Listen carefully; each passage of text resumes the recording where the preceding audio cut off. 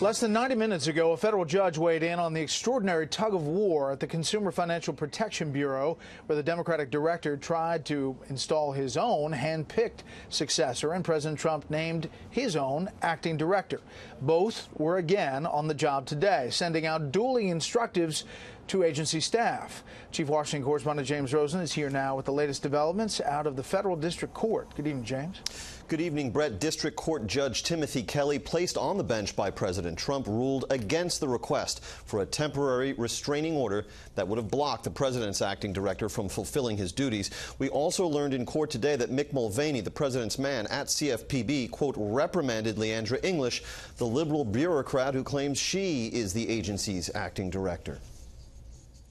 President Trump's acting director for the Consumer Finance Protection Bureau, Mick Mulvaney, began the morning projecting casual confidence in his leadership of the agency, later blasting out a photo of himself digging into the details, as he put it on Twitter, all without mentioning the mounting challenge to his authority. Hey, hey, ho, ho, Mick Mulvaney has got to go. CFPB's deputy director, Leandra English, installed in that post last week as one of the final acts of ex-director Richard Cordray before his resignation, sued the president and Mulvaney in federal court, seeking an emergency order to bar Mulvaney from exercising authority on the grounds that the 2010 law that established CFPB makes her the acting director. And an attorney for English tweeted out her statement, "I plan on spending the day at CFPB headquarters, taking calls and meetings with external stakeholders and bureau staff." This agency has fought for working people, and now it is time for us to fight for the agency. In court papers late Monday, Justice Department attorneys backing the president sought to quash the English suit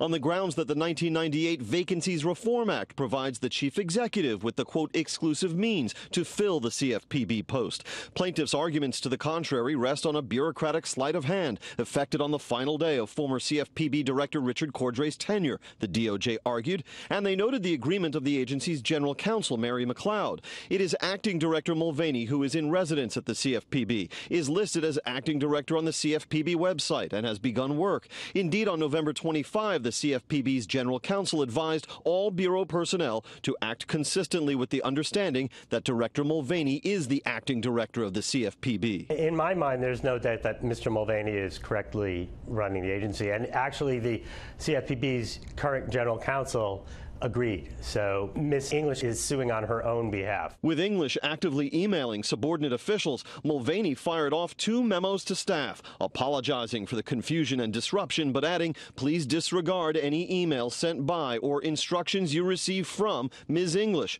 when she is purporting to act as the acting director. And Mulvaney has instituted what DOJ lawyers called a soft freeze on hiring and agency actions while this management issue is resolved. The Washington Examiner, meantime, has found in a review of federal campaign finance documents that employees at CFPB, an agency established by President Obama and Elizabeth Warren, have contributed to Democrats over Republicans, Brett, by a ratio of 593 to 1. James, thank you.